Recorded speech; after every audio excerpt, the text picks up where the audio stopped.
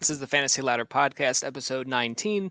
I'm your host, Steve at Fantasy Ladder. This podcast is brought to you by the IDP Guys Network from idpguys.org. So, welcome back once again, my fantasy football friends and family. Let's climb the ladder of fantasy football together. So, today's episode, we are going to be continuing with our fan base series. We are going to be covering the Tennessee Titans with two of my favorite people in the fantasy football community, two of the nicest guys that you'll ever meet, but also very good as far as football content and knowledge is concerned as well. And if you've been following along with these shows, you basically know the drill by now. We are bringing on these guests who are fans of these teams. In this case, would be the Tennessee Titans because they are a little bit more plugged in. They have a little bit more history with the team that I don't have. They know the team much better, obviously, than I know my own. So I'm here to learn from them and just kind of hear their takes on what they have to offer. And if you've been enjoying this show and this series, please subscribe to the YouTube channel. But without further ado, we are going to talk about the Tennessee Titans and we are going to bring on my guests. So, first guest we have here is Andrew. You can find Andrew on Twitter at FF underscore A Hayslip. He works, he contributes to the news desk at Fantasy Pros, and he is part of the crew of the brand new The Fantasy Playbook. Andrew, how you doing, and how long have you been a Titans fan? Hey, thanks for having me. Really excited to be here. Yeah, like you said, big shout out over to Kyle Yates and the crew at FF Playbook. It's been great that they've brought me on. So looking forward to continuing to grow there. I've been a Titans fan for, I guess, as long as they've been in Nashville. So I moved to Nashville when I was 10, which was in 2000. And that was really about the time that the team was coming in as well. And admittedly, I was not a big football fan at that point. I was undersized, slow. I mean, kind of all of the short, slow, a little overweight, kind of all of those fun things. But it was kind of one of those things where I enjoyed going to the games, really, really latched on. And then as I got older, I found myself growing more and more in love with the sport as a whole, and then latched on with the team on account of, well, I guess the people around me are Titans fans, and I want to talk football, so I'm going to make myself a Titans fan by association, even though as far as fandom goes, I definitely associate myself the most with the Titans, but I'm just as excited to watch any Jets Cardinals game as I am almost any Titans game. I mean, I'll still tune into them first and foremost, but I mean, yeah, I'll talk about third string guards for any team in the league at this point. I love it. I love it. Yeah, there is that element that fantasy football kind of forces you to be a fan and follow a lot of these teams a lot closer. But of course, you still can fall back on your own favorite team for better or Absolutely. worse. And Yes. yeah, so that's great. Yeah, And I there find was a myself point. going to most games. I have a side gig that I don't even know that I've told you about, but I do like some specialty stats and some PVI spotting for CBS. So Oh, I'm kind of anecdotally related to the graphics team for them, and so I'm at most home AFC games because those are the ones that CBS carries. So in addition to all of kind of the indoctrination, being in Nashville and all of that, they're the team that I am seeing live 5 to 6 times a season, and so like you definitely latch on that little bit extra.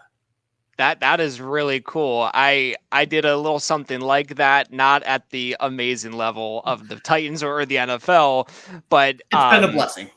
local. Yeah, no, that sounds that sounds insane. There was a local minor league indoor soccer team in Reading, Pennsylvania, which is Mm-hmm. basically I just live just outside of it. They were there for one season, so like it just didn't last long.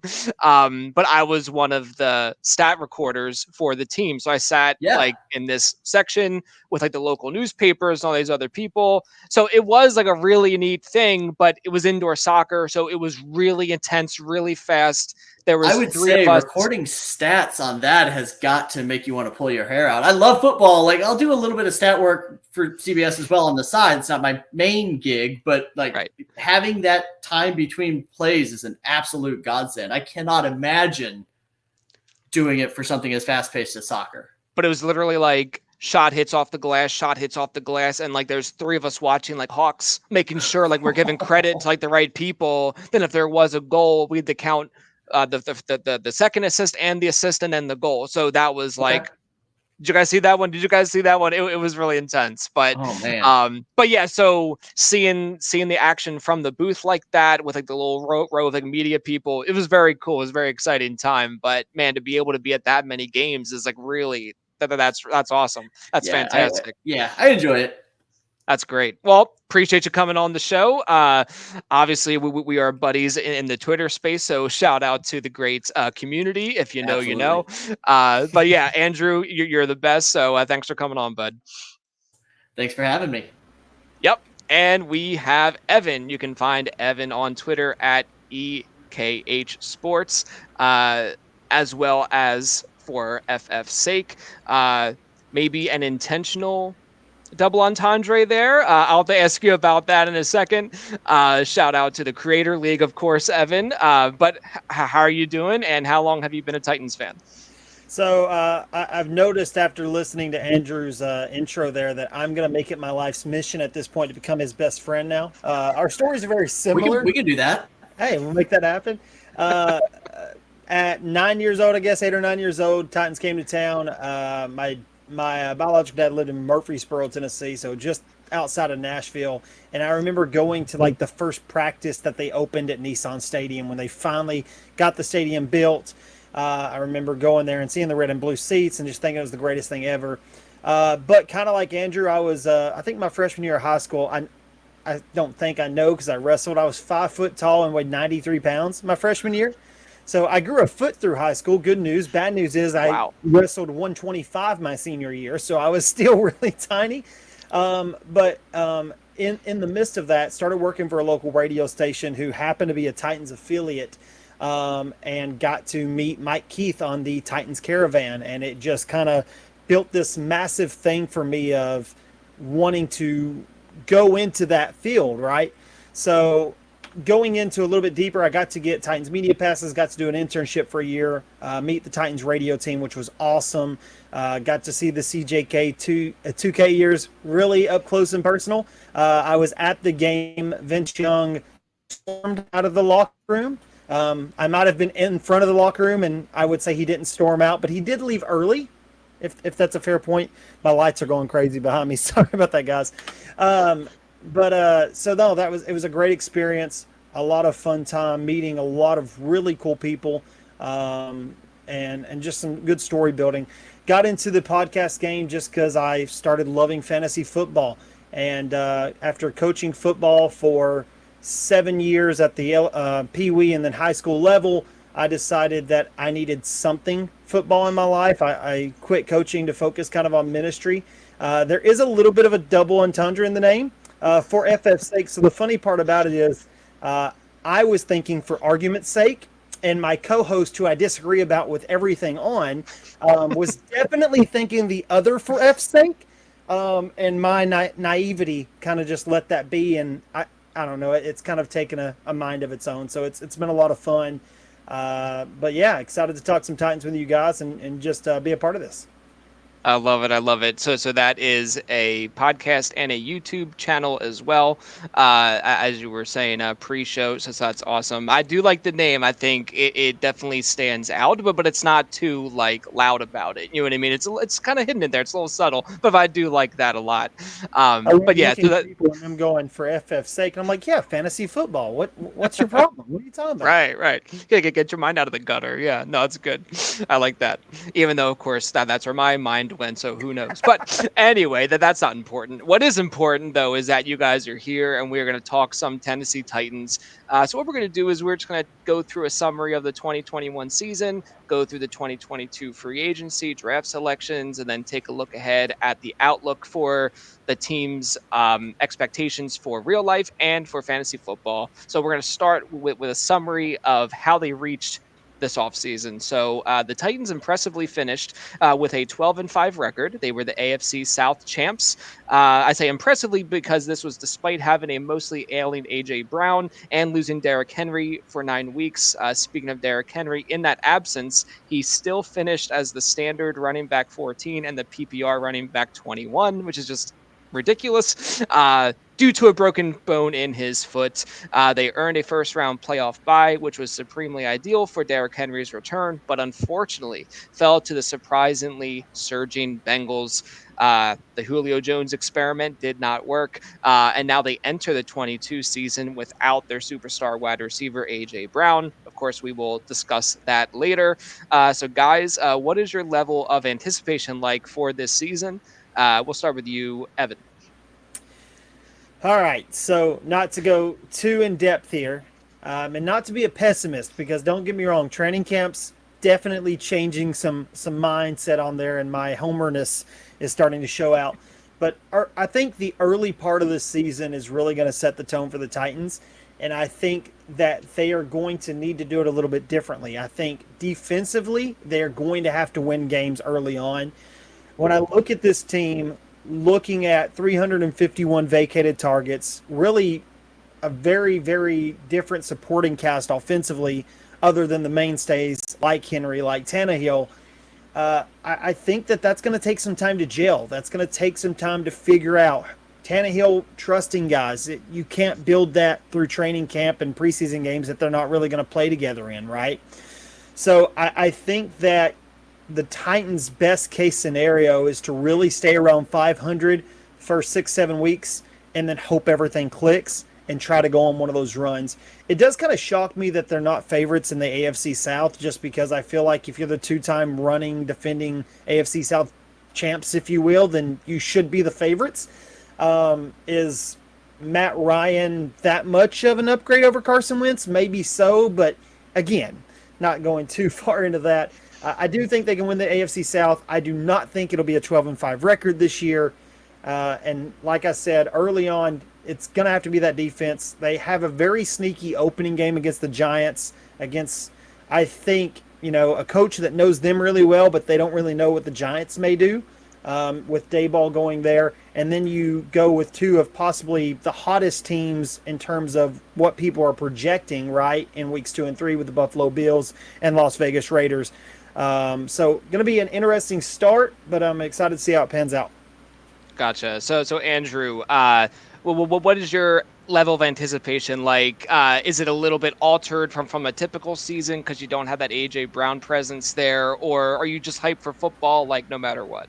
I mean, the answer to the second question is obviously yes. But speaking specifically to the Titans, I'm entering this season with a certain level of cautious optimism. Evan mentioned a lot of the vacated targets, and he's spot on. I mean, if you look at the turnover last season to this, specifically as it relates to projected starters, I mean, both starting wide receivers are replaced. Now you're looking to probably have Treylon Burks and Robert Woods and sprinkle in the continued growth of Nick Westbrook-Ikhine, who I actually kind of like, and I think is a little bit sneaky, probably more from an NFL perspective than a fantasy one. But then obviously Austin Hooper is a reasonable upgrade at the tight end position over what they had last year. I think that it's going to look very different. I think Evan is spot on. What different looks like, I think, is a little bit difficult to nail down at this point. Another thing that I think is going to be important for this team is the way that they deploy the running game. I mean, last season we saw pre-Henry's injury, I think he was carrying it approximately 72 times per game. I mean, certainly that's the way it looked like. I do think it was somewhere in the area of 27. I should know that. But it was an egregious number of carries per game prior to the injury. I think this year, now having drafted Hassan Haskins and getting a little bit of a thunder and lightning mix with the sparks that we did see last year from Dontrell Hilliard, I think that the way that the running game is going to be deployed is really different. And that actually, if you can take a step back even from that conversation, it's all going to depend on what the offensive line looks like. I mean, you lost Roger Saffold, you lost Quessenberry at right tackle, who both of them were better running game linemen, if you will, than pass protectors. But just the churn that you're going to see up front, the churn you're going to see in the receiver room, the way that the running backs are kind of sort of going to be different. I'm optimistic because I think on paper, A.J. Brown notwithstanding, there are a lot of things that you can point to and be optimistic about. But the level of confidence in that assertion is tepid at best. Sure. No, I think that's very reasonable. It is just such an interesting experience just being a fan, right? Because like when you have like a face of the franchise level player like AJ Brown, I mean, he's like a rising star and everything else. When he just suddenly goes like that, it's just it's like a gut punch. You know what I mean? But one thing I will say for the Titans is that I just from what I've observed and what I've heard and read and seen, I have just the utmost confidence in the head coach. Mike Vrabel, I think, can game plan as well as anyone, and he just has a lot of these like little like tricks up his sleeve as well. He's just a really smart guy. So I would think if you have a solid quarterback, which I think they do, if you have a solid defensive core, which I think they do, and a good head coach, that's gonna probably get you into the double-digit wins. At least on paper, that seems like that's a reasonable possibility. So I think that they do check all those boxes. But I am very intrigued by this team just to see what the offense does look like. I think Derrick Henry can certainly take on, as much load as he's going to be willing to be given, but maybe they kind of pull him back a little bit because of the injury. I'm not sure. I certainly hope not, because I just love watching him play and everything else, but maybe it may just be the wisest choice. But yeah, so it's definitely a pretty cautiously optimistic, I think is what you said, Andrew. I think is probably the best way to put it. So that is interesting, though, that the Colts are now favorites. I know that there was a lot of movement when there's a lot of movement in Vegas when the AJ Brown trade occurred. The Cowboys were like the very clear favorite for the NFC East. Then when that trade happened, the Eagles jumped up like a pretty substantial amount there just within that first hour. It was kind of interesting. But either way, I think the Titans' playoff chances will be dependent on who wins that division. I think I have enough confidence in them to win that division without fully understanding the schedule. But I think the Colts definitely will be competitive.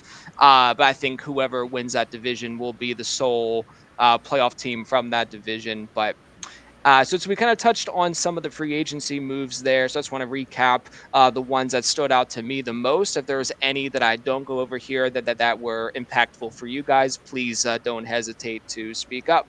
So some of the key losses, as we said, AJ Brown, and then additionally the wide receiver Julio Jones. That experiment just did not work. Obviously, a long-time great, but has not been where he has been at his peak for a couple of seasons now. As you mentioned, the guard Roger Saffold and the tackle Quisenberry is that they were not retained.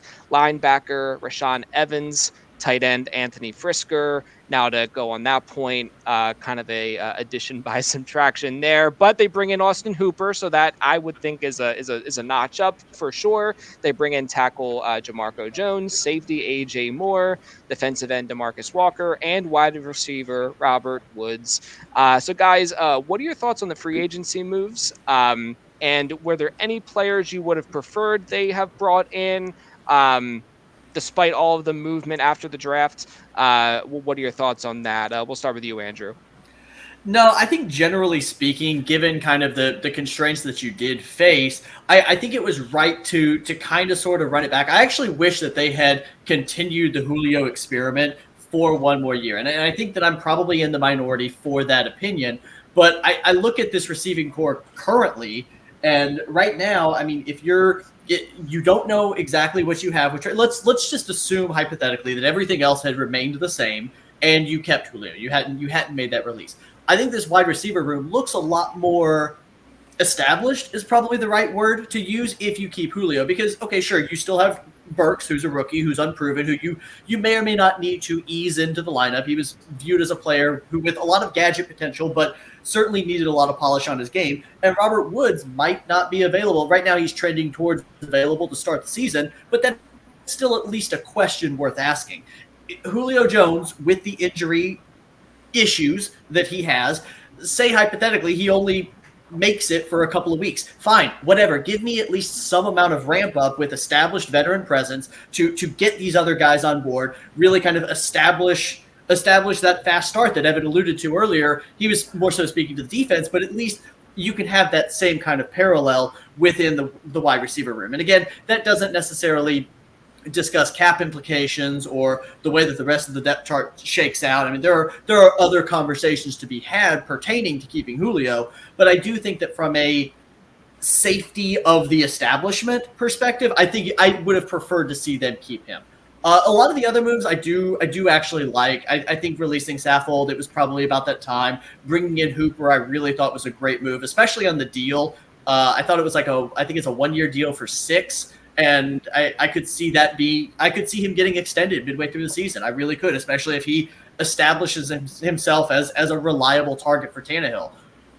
So I think there are a lot of things like that I did really enjoy and appreciate. But yeah, I have a lot of uncertainty in the short term as it relates to this wide receiver room. Gotcha. How about you, Evan? So I was trying to look up the exact number, and I couldn't find it in time, but I think there was about 8.5 million reasons why they didn't keep Julio. From a fan of the offense perspective, I wish they would have kept him, but from a team management perspective, you're talking about a team that had so many injuries last year. They're going to need some operating cap this year. So I understood it. And if you get into a situation where Julio, who missed 8 games last year, left 2 more early, and I think might have practiced 3 weeks last year, and that was before the season started, I think they were going to need more bodies. So I did understand it, although from a fantasy aspect, it definitely stunk a little bit, right?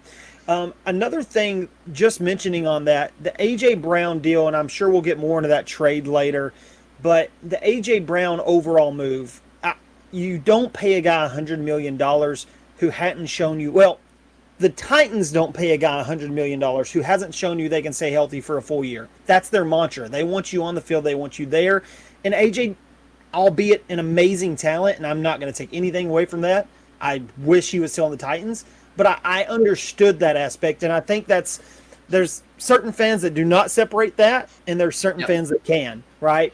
So I just wanted to notate on that. But there is one addition that's not on this list, although I'm going to give you some slack because it's not a free agent addition. Oh, perfect. Okay. Tim Kelly coming over as an offensive assistant, and I think that's a move that's being slept on, especially in the passing game. This is a guy that's coming over from the Houston offense. Titans fans will know Dennis Kelly, his brother. So probably Dennis ain't on the roster anymore. I'm sure that would have led to some fun jokes. But Tim Kelly coming over, I think, is a big addition, and I'll tell you why. If you look at the Titans' defense back in 2019, it was putrid. I mean, horrible. Almost the same exact players go into 2020, and it's a top 15, top 10 defense. And you're asking me, okay, what's the correlation here? You had a young coordinator in Shane Bowen in 2019. He stays on as the coordinator, but they bring over Jim Schwartz, Eagles defensive coordinator, Super Bowl winning coordinator, who had also been the D coordinator of the Titans, also Lions head coach. And they put him in. They tried to not make a big deal of it, but he was helping now with the game plan. He wasn't calling defensive plays, but he was assisting. That defense takes a massive jump, right? Vrabel also a defensive guy, more in the system. I get it. I hope Tim Kelly can have that same effect on Todd Downing. As creative as some of the running game was and the running scheme for the Titans was last year, the passing game really lacked that. And I think you saw that in the Bengals game when you didn't have elite guys that could separate. There wasn't enough creativity in that game. And I think Tim Kelly coming over as the passing game coordinator in that offense is really going to shift something. Now let's see, can we move a guy like Nick Westbrook-Akina into more of a role that fits his skill set and can use creative ways to get him open, because he is a big body, and if the ball can get in his hands, maybe he can do something with that. How are they going to use Robert Woods? How are they going to use a guy like Treylon Burks, who's a little bit of he has some gadget to his game. I'm not going to call him a gadget player, but he has some of that. There was a report yesterday that he took a snap out of the backfield, right? And then because of that got matched up against Zach Cunningham and caught a back corner touchdown. So there's some interesting things there. I think that is a under the radar thing. Jim Schwartz doesn't get enough credit for what he helped bring last year. Tim Kelly may fall into that same category, but not for me. One other thing I do want to note, DeMarcus Walker, when that signing happened, I really felt like, oh, okay, it's another like low-level guy they're bringing in. The team loves him. I don't know, Andrew, if you've seen the reports as much, but I feel like every week I'm seeing something about the team loving, the coaching staff loving DeMarcus Walker. He won one of their offseason awards. This guy's going to be involved in the defense, and I'm not talking about just a little bit. He's going to be one of their main rotation guys, and I don't think anybody saw that coming. No, I certainly didn't. That's interesting to hear. Okay, very nice. Yeah. So it's all very interesting to me because I just see a team that I think has a pretty solid roster. So it's like if you think about like the moves, you wish they could have done this or that. It's like, well, sometimes you don't need to make a big splash. You know what I mean? A few days ago, I did a show covering the 49ers. They had kind of a similar offseason where like they didn't really bring in anyone too fancy, a couple like nice players, but they just have such a good core of talent. Like sometimes you just don't need that, so it's really a credit to what's already there, But I do want to touch on Jim Schwartz when he was the defensive coordinator for my Eagles, I guess I'll say. I was very sad to see him go, but it was just what one of these moves that like you can't have like he's like a head coach caliber type of a presence, you know what I mean? So sad to see him go, but no, I think I would tend to agree with you that his presence there is vastly underrated. So underrated, I forgot he was even there. You know what I mean? So I'm glad you brought that up. And that's the whole point of why I'm bringing smarter people on than me who just know more about the team. So I think that's great. So there's a prime example of that. But yeah, so obviously you can build a team one way through free agency. Another way to build the team is through the draft. So we're going to recap their 2022 draft class and discuss all that was involved with that. So obviously, in the first round, pick 18, they did trade with the Philadelphia Eagles, sending them A.J. Brown with the contract extension in place for Treylon Burks, who was basically just like a more cost-effective version of A.J. Brown, just another one of those tough like business decisions, like with the Julio Jones situation, where as a fan you want to keep all these and you just can't, like I also don't understand the cap that well, but to your point earlier, it's difficult to justify this big monster contract on a guy who has been a little bit banged up. Now for the Eagles, it made sense to go that route if they think that they can be a contender, especially in the ever up and down division that they're in. So it just kind of made sense all around, but definitely a tough one to bring on. But they get Treylon Burks, a wide receiver I was very excited for. I think it's a fantastic fit for his sake. I could very easily see him just filling in that role, but obviously, not quite the same shine as what A.J. Brown had. But, that remains to be seen. Round 2, pick 35, they take defensive back Roger McCreary. Round 3, pick 69, they take a offensive lineman. Round 3 again, pick 86, they take quarterback Malik Willis, so we'll touch on that in a second. Round 4, he was brought up earlier, running back Hassan Haskins. Round 4, tight end Chick Okonkwo, who is just a fantastic athlete. I'm very excited for him. Round 5, wide receiver Kyle Phillips. We talk about him as well. And then round 6, they rounded out the draft with more defense, with a defensive back and a linebacker. So I want to know what your guys' thoughts are on the draft class. If you had a favorite or a least favorite pick, we'll start with you, Andrew. I liked it. I really did. It was unexpected for a lot of these places. I mean, I don't need to go down the Malik Willis path because obviously we're going to discuss that ad nauseum here in a minute. But obviously, I loved that pick for what it was, and we'll get into that here. For Burks, if you're going to move on from Brown, that is about the cleanest comp you can make, and so I was completely fine with cost-effective A.J. Brown, as it was said. I actually really liked the McCreary pick, and this is a pick that was one that it took me a minute to grow on me. It was one where originally I was like, oh, okay, I would have loved to have seen a tackle there, and I would have loved to have seen someone like Bernard Ryman get taken, which actually he would have been available in the third round for. I think he ended up having some medical question marks, and the Colts ended up taking him. But he was a player that I was really excited for, hoping that the Titans would draft. But that's neither here nor there. The McCreary pick is one where you look back to where this team has been the most successful, and it was a few years ago in the secondary when you were legitimately three deep at corner. You had Malcolm Butler, Adoree Jackson, and Logan Ryan as your three corners. Now, it's to be seen what this team is going to get from Caleb Farley, but all of a sudden, if all three guys are healthy, I'm moderately excited about what could be Caleb Farley, Christian Fulton, and Roger McCreary. So this pick, it took me a while to kind of get there mentally, but the upside pick of this individual player, and more specifically this entire corner room, combined with Byard and Hooker at safety, I think really gives this secondary a high ceiling. So those, speaking just kind of to the high end picks, I was really happy with all of them individually. Then getting into kind of the later picks, I wasn't huge on Petit Frere because it was my understanding that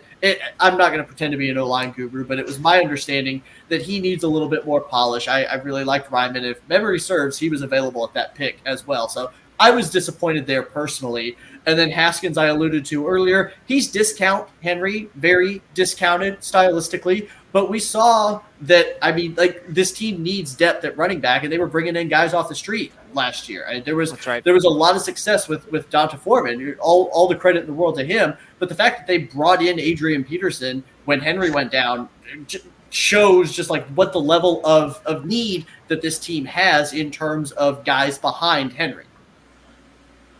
Gotcha. Yeah, that's a really good point. Another one that I completely forgot about. It's like, yeah, he was like the hot, it's like, he was like, drop all your fab on him, at that stage of the season. It's like, oh, give you a break. But no, I mean, it's like Peterson has done that before. But either way, again, that one just completely forgot all about that. That's wild. Oh my goodness, Adrian Peterson, that's nuts. The corpse of. Yeah, exactly. Right. So how about you, Evan? Did you have a favorite or a least favorite pick? What were your thoughts overall on the class? Well, first off, I'm not going to stand for this not mentioning Theo Jackson from the University of Tennessee, okay? I know he's a 6th round DB, but come on now. No, I'm kidding. I think my favorite pick, not to piggyback too much, is Roger McCreary. The guy is sticky when you talk about his coverage skills. I don't watch a ton of film on defensive guys, but he was a guy I knew about, obviously following SEC football. And they say, oh, he's got short arms. If his arms were an inch longer, he'd have been a top 15 pick. Okay, I'll take the discount at the top of the second round. I think that's going to be a very good pick.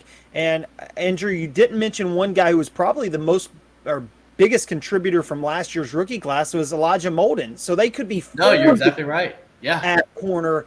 And not to go too much on Caleb Farley, because I know we're talking about rookies here, but I have been pleasantly surprised, and I know it could just be player talk or locker room talk, but when guys talk about Caleb Farley right now in press conferences, the word that is most commonly used is elite. Robert Woods, who I would say knows a thing or two about elite corners, said the word elite about 5 times in a minute and a half conversation about Caleb Farley. So I'm knocking on wood and hoping for it because he has that talent. Can he stay healthy, and can he make it all click? Talking about this class, Roger McCreary definitely. I was there with you. I was thinking it was going to be an offensive lineman there at the top of the second round. They end up getting a very interesting guy, Nicholas Petit Frere, in the third. And Hassan Haskins, look, the Titans, it hasn't been for lack of trying. They really thought they were going to get something out of the guy who's in Chicago right now, who became a professional YouTube Madden player. I think that was his biggest contribution while he was on the Titans. Darrington Evans, there it is. Took me a minute. Oh, gotcha. Yeah, exactly, right? And he flashed in camp and then never did nothing. So it was like, you know what? We're not going to get the flashy guy. Let's get a bigger Dante Foreman, and that's what they did with, I think, and Hassan Haskins. Sneaky thing to look at with that 3rd and 4th round pick in Willis and Haskins is Tannehill and Henry, the combination of the two, will not be on this team next year. One of them will be. I don't think both of them will be. When you look at the contracts and the outs that are in their contract, one of them's going to be gone. Now, is Willis or Haskins the replacement? I don't know. But it's at least a cheap dart throw a year early before you have to invest serious capital a year later, if that's the route they end up going. Now, obviously, if Tannehill goes out and wins a Super Bowl, there might be another conversation along those lines. But I think that's where they're at now. And then, I don't know. I love this draft class. I don't have a least favorite pick, I don't think. I thought they nailed value at every pick, even in Chance Campbell, in a linebacker that could be special teams and make the roster, and that's what you're hoping for late in the draft. So, like all these guys, Okonkwo and Kyle Phillips are dynasty darlings right now. I think they're cheap buys that a lot of people are targeting. Yep, absolutely. Yeah, definitely. I found it very fascinating that Burks went where he did and was the 6th wide receiver drafted at 18. I think that was the more shocking part of it. I am a big fan of Jahan Dotson. I was not. I was expecting him like maybe in the back end of the first round, but either way, he goes to 16 to Washington. It really wouldn't have shocked me if Burks was like the first wideout drafted, but he was the 6th. So I'd think like the Titans hit a home run there. All things considered, and then the other like you just touched on the tight end, and then Kyle Phillips, Alfredo Brown, also in the crew of the Fantasy Playbook. He went on to JJ Zacharyason's podcast and was talking him up as like a late kind of a flyer and stuff, and that kind of maybe like kind of put an eyebrow up. Saw him go to the Titans. I like that landing spot a lot. And now you're seeing him in training camp, and he's just creating separation. It is just amazing to see. It's like every day that there's like a new highlight of his coming out. He's just like another like Hunter Renfrow type, like a Cole Beasley type. So I'm very excited to have that type of a presence on my taxi squad. I'm not saying he's going to contribute for the fantasy realm right away, but I'm very excited for the type of wide receiver that he is. Yeah, go ahead. Yeah, one note on that. This is the type of player that John Robinson, the GM of the Titans, has tried to add since he's been in Tennessee. He took stabs at guys like Adam Humphries, and he's brought in guys to be that slot, and now he's drafted another guy. Like, they want that to be a part of the offense, and they want it to be healthy, hopefully. So I think that's what makes Kyle Phillips so intriguing to me as a Titans fan looking a little bit deeper into it. Right. Yeah. Now, the real big one here is in this class, the big mystery was, where are these quarterbacks going to go? We saw Willis being mocked as early as 6 to Carolina, or Pickett up in that range as well. Only one quarterback in this class goes in the first round. Obviously, that was Kenny Pickett to the Pittsburgh Steelers. What was your reaction to the Willis selection, and were you happy with that? Were you hoping for a different quarterback if that's the direction the team was going to be looking at? All things considered, your thoughts on that pick. We'll start with you, Andrew.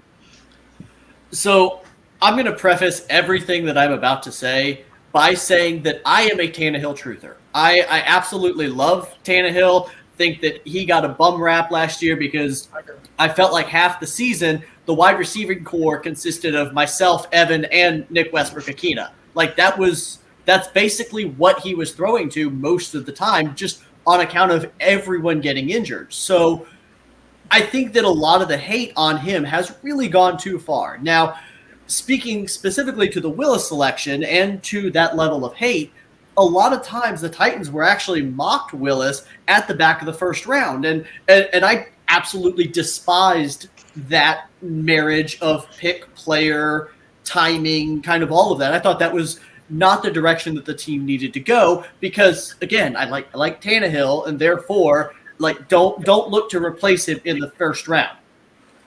That being said, once he started falling relative to kind of pre-draft expectations, I became way, way, way more intrigued. I thought it was an absolutely great pick where they got him because, like, yeah, at this point, you're taking a third-round dart throw on a guy who's got all the intangibles, all the physical tools, and what's the opportunity cost? If he sucks, hypothetically, whatever. I don't care. Like, you have your quote-unquote franchise quarterback, and if Malik Willis can develop into something more, then you've hit absolute gold in the third round, not even just from a player perspective, but we were talking salary earlier. The delta between franchise quarterback money and Malik Willis money on this deal cannot be understated. We've seen time and time again teams that are taking advantage of this rookie quarterback contract, and maybe this is not ever something that manifests for the Titans, but the fact that we can even have this conversation as a maybe in 2023, 2024, well worth the shot, even if he doesn't pan out to be anything. I could not agree anymore. I love that perspective. Yeah, it was really just very fascinating to see just the fall that a lot of these guys had. Obviously a bunch of them got scooped up there in the third round, and then Sam Howell at the top of the fifth. I really couldn't believe that. It's like, who knows? Yeah. But I just figured a lot of them would have gone way earlier based on that pre-draft hype, and maybe that is just a flaw of the draft, media machine. It's like, not all these players are going to be superstars, but you get the picture of Mike Tomlin looking all giddy at Willis's pro day and everything. So it's just a very fascinating thing. But it is smoke screen season, as they say. But yeah, third round with a prospect like Willis really makes all the sense in the world. So Evan, you were talking about one of two of Henry or Tannehill may not return. So keeping that in mind, I think it is just a great plan just as a contingency factor. Well, what was your thoughts on the Malik Willis selection? Were you into him as a prospect? I mean, at that cost, or were you kind of hoping for Matt Corral or whoever else, or how do you like that? A lot like Andrew, my first thought when pick went off the board at pick 35, the pick for Roger McCreary was, oh, thank God they didn't take Malik Willis there, because that's all that was projected going in. Yeah. When he fell to the later part of that third round and they were able to tag him there, I thought, man, what a great fit, what a great pick. And for a multitude of reasons. One, because a lot of people are saying, oh, this is a stash pick, or if you talk to, I love you Titans fans, but some of the delusional Titans fans are like, oh, he's starting week one. That's not going to happen. He won't start a football game this year unless both Tannehill and Woodside get hurt. I'm just going to throw that one out there. But what I will say is this. I don't think a lot of people from a real football perspective are looking at what can Malik Willis do in sub packages this year? What can we look at? Tannehill's great in read options with Henry at the goal line. How much does that change when you put Malik Willis as a runner in read option plays at the goal line? Is that something that they put in? Possible. I think he would have to win the QB2 job for that to happen, because I think they're not going to activate three quarterbacks on game day. So just some other thoughts there. I think he could have value this year. A fantasy football question I like to throw out there is, if you take all the rookies from this class and say week 5 they are all starting and you get to pick any of them to start in your game, I would argue that Malik Willis is the guy you're going to pick from a pure rushing upside standpoint. Like, he's the guy 100%. That you could put in if he has an opportunity to play. I don't care if he goes 13 for 28 with 2 interceptions. He could still be a QB1 that week because he runs for 130 yards and 2 touchdowns. So I think from a fantasy perspective, he's one of the safest picks, especially if you're getting him later because of that type of upside. And then from a long-term, I do think he's kind of a project. I'm super curious to see him in the preseason, see what he does. Love the guy. Love the man that, I mean, he comes out and he says, I believe that you should, I'm not going to say the exact quote, but something about work on what you can control and pray about the rest. Like, you focus on your job and everything else will fall into place, or you pray about that because don't put any worry to it. I'm really curious talking about, because I know that was kind of a big statement on one of those guys ain't going to be here. It's just the way John Robinson works. And I love Spot Rack. If you don't use Spot Rack as a dynasty player, I think you are behind. Go look at guys' contracts. They have a line in there that says contract out, and it'll tell you the year and the money that's saved. When they redid Tannehill's contract a year ago, which made the cap hit so high this year, it also created an out a year earlier. Now, that doesn't mean he's automatically cut, but what it does mean is if he is cut, they save $18 million next year.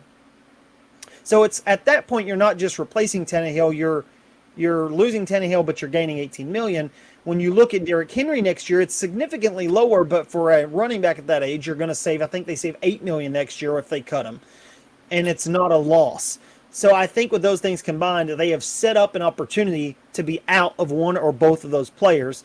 Now, obviously, this year can change everything, and they may hold on to him, but that out is in the contract. So either the contract will be reworked, or they're going to take that cost savings. And it's not shy on anybody that plays Superflex and Dynasty Leagues that 2023 has a very projected good quarterback class.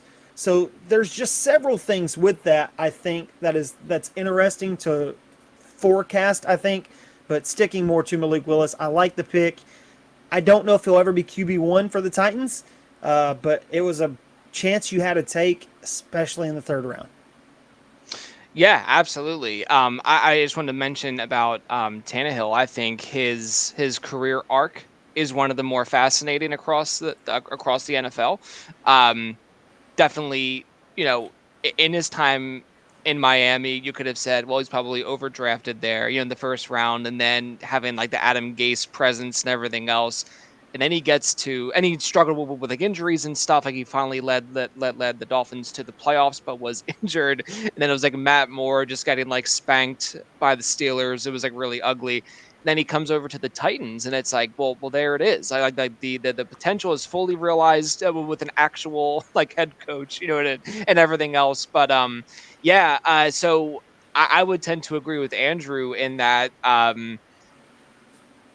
You see the talent, you are a truther, and he's just is one of these guys I think I will always just have a lot of like respect for, just because of he's just a great athlete in general. He's a wide receiver in college, and then he transitions to quarterback, and then what was very successful. I mean, it's such a great story, and then finally like kind of in like took several years for his full potential to really come out. I think it's great, but there is like this never-ending sense of time that catches up with us. So I would still say he's in his prime. I don't think he's like ancient or anything, but I think that the Willis pick is just a very smart plan in store. Same with Haskins. We love Derrick Henry. He is the big dog, right? But there's just a lot of miles on those tires, and I still. I'm going to be as bullish on him as any other running back in like the top half of the first round, and we can talk about that in a moment. But do you guys think that Haskins is the guy to take over Derrick Henry eventually, or do you think he's just kind of a bridge, or like what are your general expectations for Derrick Henry and Haskins? We'll start with you, Evan. That's a tough question. I did not like Haskins as a like elite prospect coming out of college. I don't think anybody really did. I think he fits the scheme really well, and they're saying nice things about him. But I was also the same guy grabbing Julius Chestnut and putting him on my taxi, just because I don't know. So no, to answer your question in a broader scope, I don't think he's the guy to take over, but I think he's going to get the opportunity to. And sometimes we've seen it, right? Guys take that opportunity and make us all look like idiots. Ramondre Stevenson did that for some guys last year. And I mean, these stories happen. James Robinson's and there's been bigger, long stories. So in a short version of that answer, I'll say no, but he's going to get the opportunity. He's got a year head start. Absolutely. Yeah. How about you, Andrew? So speaking, Evan mentioned the contract implications earlier, and I think that's really astute. Derrick Henry is actually very cheap to release at the end of the season. Now, I don't believe it will happen. He mentioned that there are outs in the contract, and if you actually look at Henry's contract, the only guaranteed money that is left from a cap perspective is 2 years worth of signing bonus at $3 million each. Tannehill is a little bit more. He's got some voids baked in. It's a little bit more hairy. But theoretically, at the end of the 2022 season, the Titans could release Henry and only take a dead cap hit of $6 million. Again, I disagree and don't think it will happen, but it could happen with Tannehill. And I think that overall theory is Evan's point, where I don't necessarily agree that they both won't be on the team in 2023, but it's not an inconceivable statement in the slightest. And there are outs. Now, speaking to the backup running backs, I do think it'll take a little bit of time for Haskins to ramp up. Now, that said, I did my projections, and I found that he was way more involved based on this model than I originally expected. I have him getting 80 carries this year and topping 300 yards. And now I have Hilliard even more involved than that, and Henry is still over 300. So this is still going to be a team that runs on the first 5 downs that they're given. I mean, it's going to be every opportunity to run the ball, and I think that that's still going to maintain the foundation. But I'd be really surprised if we see the same level of commitment to Henry that we saw in 2021. I think they're going to back that off by at least a few percentage points, and that's going to give both of the guys behind him, Haskins in particular, even though I do have Hilliard getting more carries, but giving both of them opportunities to do different things, give defenses different looks, and really have a conversation with Haskins on, okay, maybe he can be the heir apparent, and maybe it's not 2023. Maybe he finds himself in 2025 and he's shown enough to get kind of that mid-level running back contract. The point being, he is going to have opportunities to get touches if the Titans' goal is to elongate the career of Derrick Henry even a little bit. Yeah, I think that's a really good point. Yeah, I mean, I think the offense does go through Henry, but if they want to be wise in how they use him, it might come back just a hair, which would still equate to being like elite usage, right? Like if he was averaging like 27, carries a game. I mean, that is just like unheard of for right now. That there's just a lot of teams that have like a heavy committee approach, and Henry is just kind of one of the few like literal like workhorse style backs remaining. So I will be drafting him this year in that way. So we will see how that goes, obviously. But speaking of seeing how it goes, we do want to take a look ahead now to the schedule and just have a prediction of what you guys think their overall record will be like at the end of the year. We kind of touched on this a little bit earlier with the Colts sort of being the favorites of the division. So after reviewing the schedule, guys, what do you think are realistic expectations in terms of a win-loss record? We'll start with you, Evan. Man, I wanted him to go first. It doesn't matter to me. One game more, one game less. So I don't have all the games pulled up in front of me. I think it's going to take 10 games to win the division. Okay. So I'm going to say 10-7, 17 game schedule now. I think 10-7 is the outlook. I think the over/under is like 9.5, if I'm not wrong, maybe 8.5. So I'll take the over just barely. And look, things could click so much better, and it'd be a lot better. But I'd say 10-7 is the fair outlook. And I'll hand it off to Andrew. I think that's about right. That's generally where I have them landing. As long as we're in agreement, Evan, you and I specifically, that on December the 4th, they are going to obliterate the Eagles. Oh, absolutely. Yeah, I'm sorry, Steve. But I do think I think 10-7 is generally about right. Looking through the schedule, there are a couple of games on here that are daunting. I mean, like there are games against Green Bay, Dallas. You always split with Indy. Obviously at Philly, I just mentioned Denver's coming to town. There are games that you do raise an eyebrow at, and you're like, okay, those are, to the extent that we know anything at the beginning of August, those games certainly appear scary now. And whether or not a team like Jacksonville, if Trevor Lawrence takes the next step, are they a little bit more feisty than they have been in years past? Houston, the same conversation. There are reasons to think that this team could regress, and it not just be on account of the changing of talent around Tannehill. There are reasons for concern. Now, I do ultimately believe in Vrabel. I believe in the coaching staff overall, and think that really establishes a pretty strong floor for this team. But I have a hard time imagining that they're going to get to 12-5 again. I think the ceiling on this team is pretty well capped. And overall, Steve, I think it was you that mentioned it earlier, more than likely only one team is coming out of this division and going to the playoffs just on account of the bloodbath that will be the AFC. Yeah. One additional thing there just to know, and probably this is part of my Tennessee fandom syndrome, if you will. Like, I'm just prepared to be hurt. The Vols do it to me. The Titans have done it to me. I could see the season going one of two ways, and I don't see it falling in the middle. We're not going to have a Jeff Fisher year, right? I don't think we're going to be a 500 team. I think it's either going to be playoffs or it's going to be a lot worse. And I don't even want to say that number because I don't want it to be happening. But when you look at this team, if there was ever a year that they weren't going to do well, it's not set up for them well. Now, again, I'm not projecting this. I definitely think it's 10 win. And to kind of go back a little bit, if Tannehill has a good season and they do keep him, I mean, with what quarterbacks are being paid right now, his contract's not terrible. So if he ascends back to what he was 2019, 2018, right? But when I look at this overall, you just had John Robinson and Vrabel get signed to big extensions. If you're going to start a rebuild and only win 3 or 4 games because you're going to draft a quarterback or what have you, it's not a terrible year for it to happen. Again, I hope it doesn't. I think there's a lot of things in place for it to go well. But if they get off to a bad start, I wouldn't be shocked to see it just stay that way. Gotcha. Yeah, it's interesting. My previous episode, I had a Buffalo Bills show. A lot of them were very confident in the Buffalo Bills, as any reasonable football fan would be. Now, however, many of those people on that show had the same sort of fear early in the season, and that was the Tennessee Titans.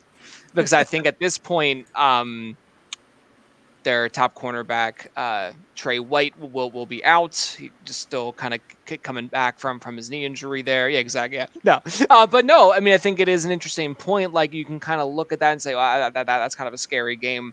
But that's scary for them as well. You know what I mean? So it is very interesting. Like, a lot of these games can go really one way or the other. You can kind of look at the rosters on paper and just say, well, whatever. But to just know that there is fear, in the hearts of other teams as well. And I'm one of them. I see the Titans. I see Mike Vrabel. I think that could absolutely be a road team beating the Eagles in Philly. You know what I mean? So that'll be a very interesting one to kind of circled on the calendar, just because of the whole AJ Brown fiasco, and if they're going to get like a little bit of like you got that like DFS like revenge game kind of stuff going on there. But I do not think that is going to be a game that the Eagles take lightly. Not at all. So, so I think 10-7, you both were around that spot. It'll be very interesting to see. But just with the improvements, especially in the AFC West, I could very easily see multiple teams from that division going. You figure the Bills, depends on how the AFC North will go. I mean, it could be the Ravens, it could be the Bengals again. I'm not really sold on that, to be perfectly honest with you. So it'd be just very interesting. But I do ultimately think that the way that the Titans get into the playoffs is by winning the division. So at the end of the day, we do want this show to be a fantasy football show. I still enjoy the basic football chatter as well. So what we're going to do now is go through some of our favorite targets for a dynasty or redraft or both. You can go any direction you guys want. And then we'll look at some offensive players to fade on the Titans, specifically to fade at projected cost for a dynasty or redraft or both. So who wants to take this one first, Evan or Andrew? I'll defer. Oh, okay. So there we go. I'm going to say one of my biggest targets, and even dynasty, if I'm a contender this year, just because the cost is so low, is Austin Hooper. I'm old enough to remember Delaney Walker on the Titans and Titans wanting to target tight ends. I'm old enough to remember Jonnu Smith. So I think that Austin Hooper is going to be a focal point of this offense. He's a guy who has been a tight end one in the past. I really think Austin Hooper will be a tight end one this year. And that's kind of a hot take, right? I don't think he'll be anywhere near the tight end one, but I think he'll be a top 10 tight end. And I think that because of volume, I think he's going to get the volume. Tannehill likes the underneath guys. He likes the checkdowns. He likes the first down drivers. And that's what we're going to see out of Hooper. They're already staying after practice, working together. They're not part of the Breakfast Club yet. But they are serious buddies, if you will. 1-year contractor, I'd target him more heavy in Dynasty, and I also think Okonkwo is rising. Another guy that I think I'm targeting in redraft is Robert Woods, just because I think the cost there is effective. You can get a potential wide receiver one on a team's wide receiver one, right? Yep. At a later value. So those are two guys that I'm really looking at. I don't want to take this guy, so I'm not going to go into reasons why, because I feel like Andrew may mention him. But I think Nick Westbrook-Ikhine is being slept on, and I'll leave it at that.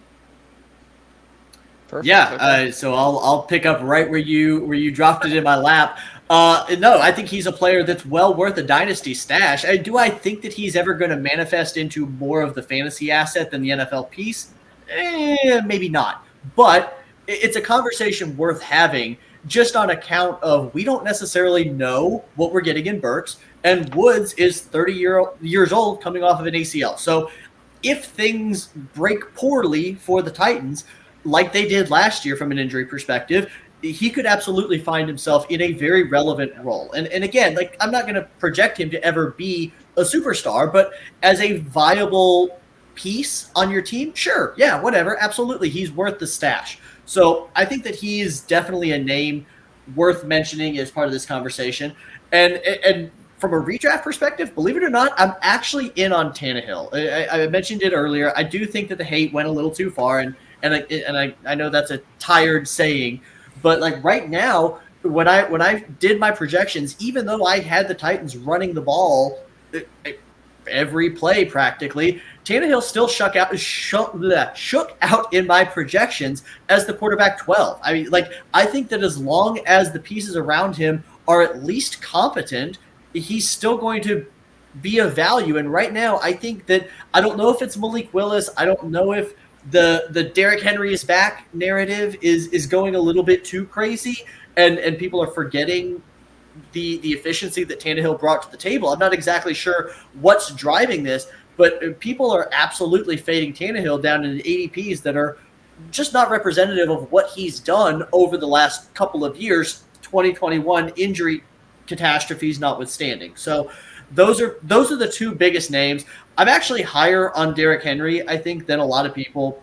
I think that's kind of a polarizing player, just because there are some people that are like, oh yeah, sure, he's Derrick Henry again. Let's take him representative of like the running back 3, 4, somewhere in that ballpark. And then I'm seeing people that wouldn't touch him in the first round. So I think it's kind of mixed opinions on him.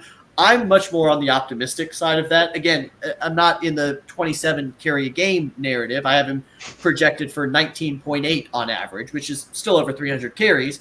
But I think that it's a much more tempered expectation. I do think that I find myself on the optimistic side of the discussion for him. Absolutely, yeah. So my redraft targets, it's Derrick Henry for me. In a redraft, we're doing like a slow draft, but in a redraft draft that just started yesterday, I took Henry at 103. Went running back, went Taylor, McCaffrey, and I did not hesitate to take Derrick Henry.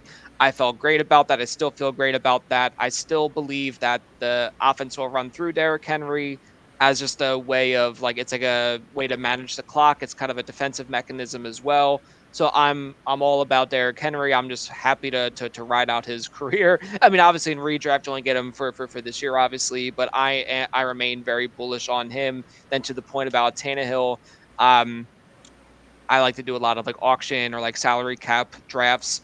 In a Superflex auction draft, you can get Tannehill for less than $10. Just to put that in perspective, Josh Allen in like a Superflex draft is going to go for 47. You know, it's like way more money. So like a lot of your backups, like in like the Mac Jones and like Ryan Tannehill tier, they're all $10 or less. Give me that all day long.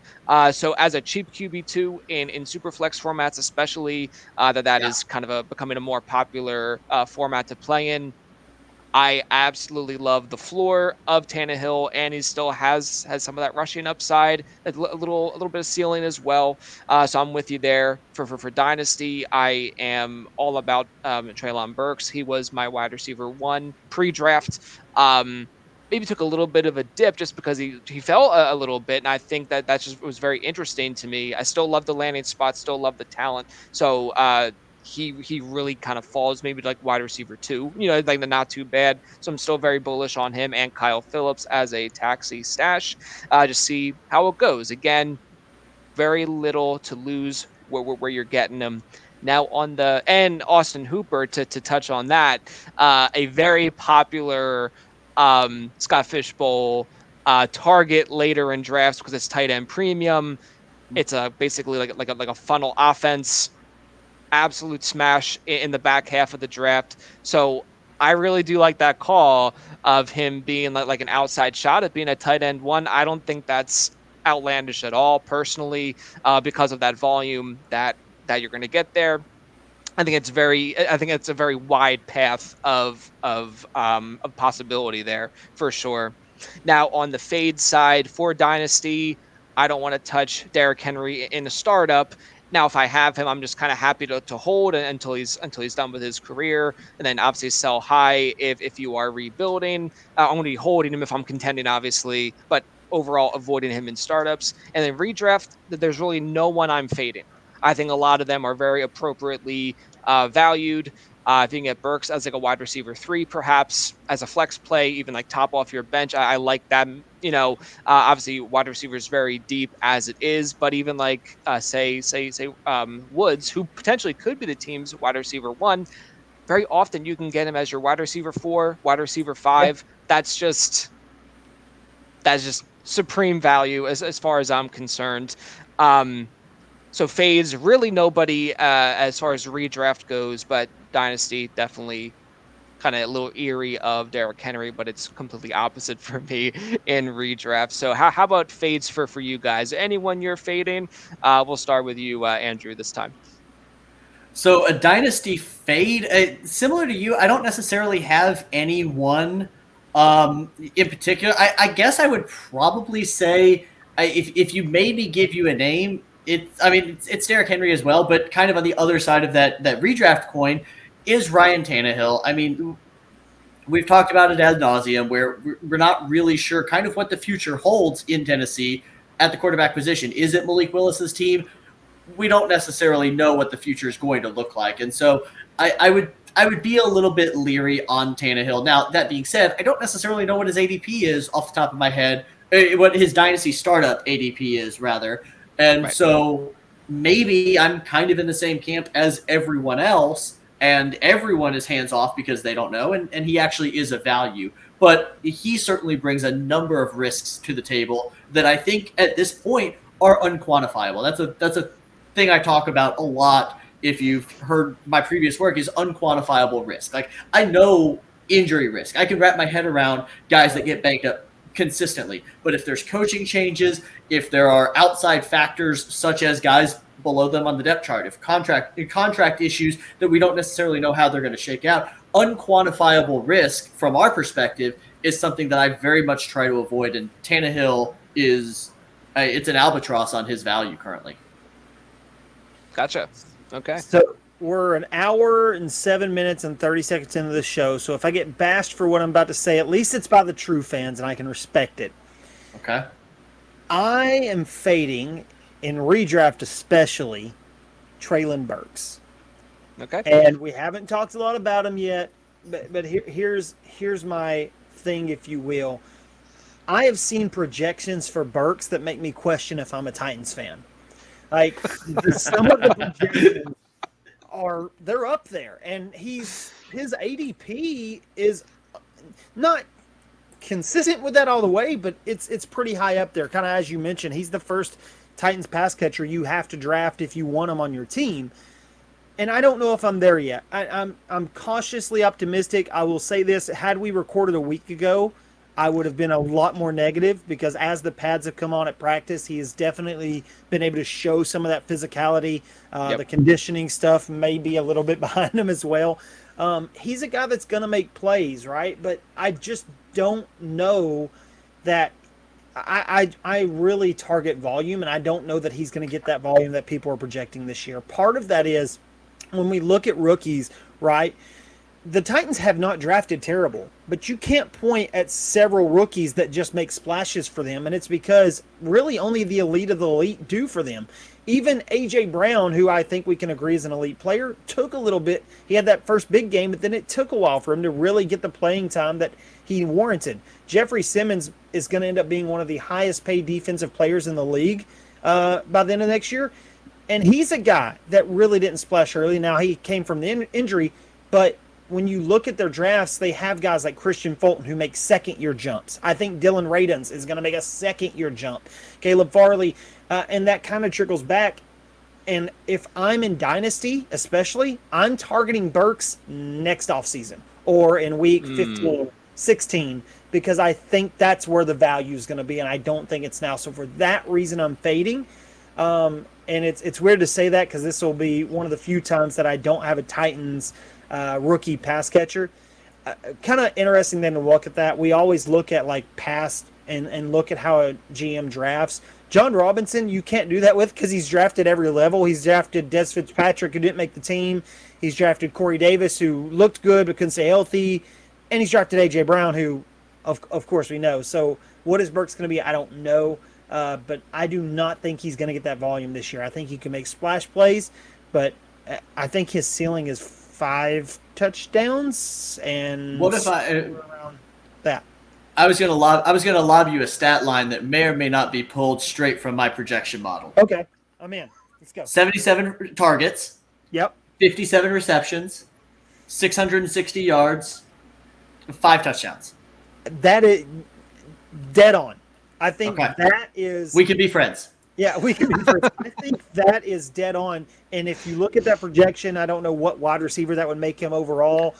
2 barely. I mean, like I have Robert Woods at 92 targets, 918 yards. No, I mean like overall in fantasy. Oh. Like wide receiver 38, 40. He's not a wide receiver 3 with those numbers, right? Stand by 54. Okay, yeah, and he's being drafted as a wide receiver 2, wide receiver 3, somewhere in that range in ADP. I just don't see I'm it. out. Yeah, I don't see it. I do think he's going to have splash plays, and I think he could be a red zone target, but he's going to have to earn that because Vrabel makes guys earn it. Yep, I completely agree. Yeah, no, I think that's very fair. One small note on NWI, Nick Westbrook-Akina. I'm all about flipping assets. In Dynasty, he's an asset I think he'll be able to flip after the first 3 weeks of the season, and then I think that's probably his highlight too. Yeah, I think that's reasonable. I love the player. I love what could be, but yeah, I think as the season progresses, his value probably starts to get dinged a little bit more as you incorporate Burks a little bit more, as Woods gets more and more healthy, as you incorporate Phillips more. So yeah, I think there is a world where his boom is at the early season, and then you do move on. Now, I love him. I'm probably not going to move on, but that is a worthy path to take if you're interested in doing so. No, for sure. I think that's extremely reasonable for Burks. It's probably just perhaps the shiny new object syndrome that I just can't shake off. How many times did you watch the Alabama game highlights? Just curious, watching Burks play Alabama. You probably watched that a lot. I'm not familiar with that. Oh, okay. Did he not show up, or was he? No, it's the opposite, right? Against Alabama, gotcha. Okay. If he's 50% of what he was in the Alabama game, like he can be a wide receiver 1. Like he was just phenomenal. I gotcha. And because that was against Alabama, it was such a big game. That's what a lot of people point to. And there is some red flags, but I won't labor any longer. Oh no, it's all good. Yeah, it is interesting. You just hear like the legend of the 5XL gloves, and that just becomes like what people are drawn to. But then you see these catches. I think it was like a catch in the corner against oh my gosh, I can't remember the team he had this dynamite catch against. It just was phenomenal. Awesome body control and just all the yards after catch plays. It's just ridiculous. You know what I mean? So I do appreciate though the other perspective, because it's just good to just get like a little cold water poured on, a little bit of the heat that I was throwing down. But that's the whole point of this, is to hear your take on it.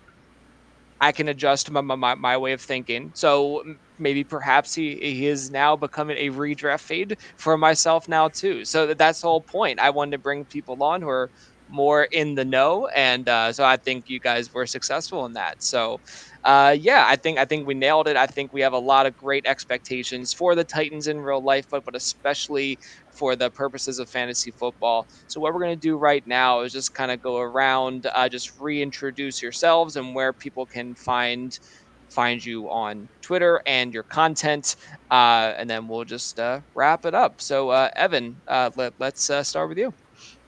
No, first off, thanks for letting me be a part of this, man. It has been an absolute blast just talking Titans ball and even chatting with you guys in the weeks leading up. So really appreciate that. Excited to follow both of your works. You can find me at 4FF Sake. We're on TikTok. We're on Instagram. Or on Twitter, especially. Any of your questions, filter it there. Love to chat with you. I'm probably on the 4FF Sake Twitter more than my own, but definitely check us out there. YouTube. Leave us a comment, leave us a like, subscribe. We're still in the infant stages, but just excited to bring fun content. As the season starts, we will have weekly shows where me and my co-host Ian Steele just yell at each other because we both think the other one's an idiot. That's actually our tagline leading into the show. And it's a lot of fun. If you like arguing fantasy football with your buddies, I think you'll like us. And again, Steve, thanks so much for the invite. Absolutely, yeah. That's definitely something that thing I'm definitely going to be checking out. That sounds great. But no, you were great. I appreciate you coming on. All right, Andrew. Yeah, I do want to echo and just show my appreciation for you bringing me on. Brief sidebar: I see that we're recording. That's wonderful. The last time Steve and I did a podcast together, I was the host and I didn't hit the record button. So Steve came on 2 nights in a row, re-recorded. I still owe him an edible arrangement or a bottle of bourbon or some sort of something. I haven't yet decided, but no, seriously, thank you. This has been a blast. I love talking anything football, especially Titans. I can be found on Twitter at FF_A Hayslip. I'm associated with the Fantasy Playbook, the new platform Kyle Yates launched a few months ago. And I'm mainly known on Twitter for kind of putting out these Power BI reports, dashboards. Those are actually on FF Playbook. They're going to become accessible. So a little tease as to what might be. Keep following me. Follow that platform, and you'll see an opportunity to where you can access a ton of research that I'm putting together behind the scenes, and it's been a lot of fun. So that's what's up with me. That is really exciting, Andrew. And just about the the last time we recorded, just trying to offer the same grace that I would hope to receive if I had made a mistake like that. But like I said, I'm free tomorrow night. It's fine. Yeah, exactly right. No, but like I said at the time, I'm just happy to talk football with my friends. So if that's 2 nights in a row, big deal. Yeah, so it's all good. Just golden rule type of stuff there. Just treat others how you want to be treated. So I think we can't really end on a better note than that. But both of you guys are fantastic. Please, if you're listening, follow them. And subscribe to all their content, of course. I subscribe to this channel as well at the IDP Guys YouTube channel. Yeah, so that's it, guys. Best of luck to your Titans and best of luck to your fantasy teams. And yeah, appreciate you coming on. Thanks again for having us. Yep, of course. Keep climbing, everybody. See you next time.